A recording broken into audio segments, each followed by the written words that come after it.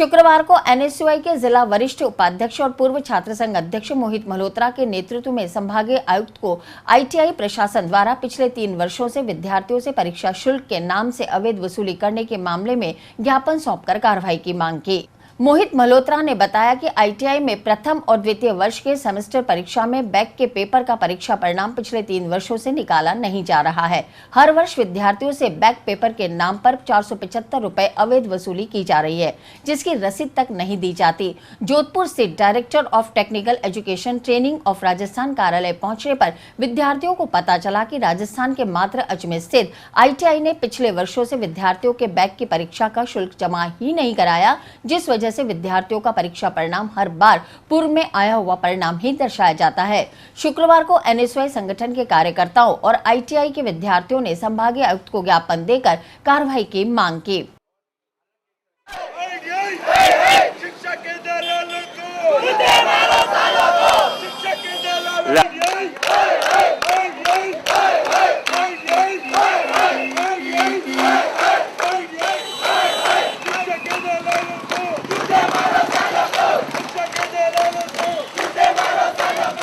प्रशासन वाले हैं 475 रुपए हर वर्ष बच्चों से ले रहे हैं एग्जाम के तौर पे, और उन बच्चों का जो परीक्षा परिणाम आता है तो परीक्षा परिणाम के अंदर उनका वही जो पूर्व में परीक्षा दी हुई होती है वही परीक्षा का परिणाम वापस आया जाता है। विद्यार्थियों ने जब प्रिंसिपल से बातचीत करी तो प्रिंसिपल ने अपने हाथ खड़े करते हुए बात बोल दी गई, हमारा कोई लेना देना नहीं है।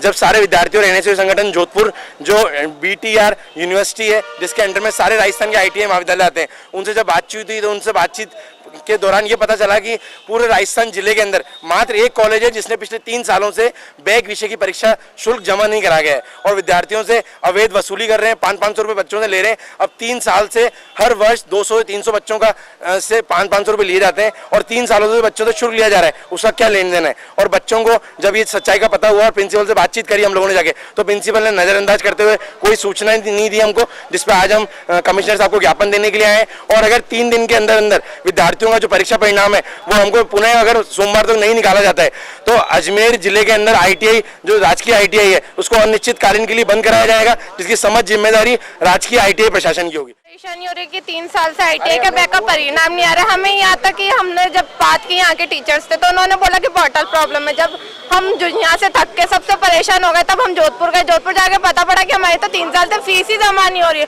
ऊपर से उन्होंने बोला ना तो तुम्हारी फीस जमा हो रही है ना तुम्हारे फीस का वो रिकॉर्ड आ रहा है।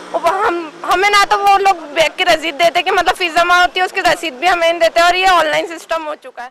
अखिल भारतीय विद्यार्थी परिषद के बैनर तले शुक्रवार को एमडीएस यूनिवर्सिटी कुलपति प्रोफेसर कैलाश सोढ़ानी को ज्ञापन सौंपकर एमएससी 3rd सेमेस्टर की परीक्षा तिथि बढ़ाने की मांग की गई। प्रदेश कार्यकारिणी सदस्य महेंद्र जाखड़ के नेतृत्व में महानगर सहमंत्री मेहुल गर्ग, छात्र प्रतिनिधि पुखराज चौधरी, महानगर सहमंत्री चनाराम चौधरी के साथ छात्रों ने ज्ञापन सौंपा और बताया कि 24 दिसंबर को एमएससी 3rd सेमेस्टर की फाइनल परीक्षा होनी है। उसी दिन राजस्थान अधीनस्थ बोर्ड द्वारा पटवारी मुख्य भर्ती परीक्षा भी आयोजित होगी, जिसके चलते अधिकांश छात्रों की पटवारी मुख्य परीक्षा में भी उपस्थिति होनी है। इसी को ध्यान में रखते हुए 24 दिसंबर को होने वाली परीक्षाओं की तिथि परिवर्तित की जाए।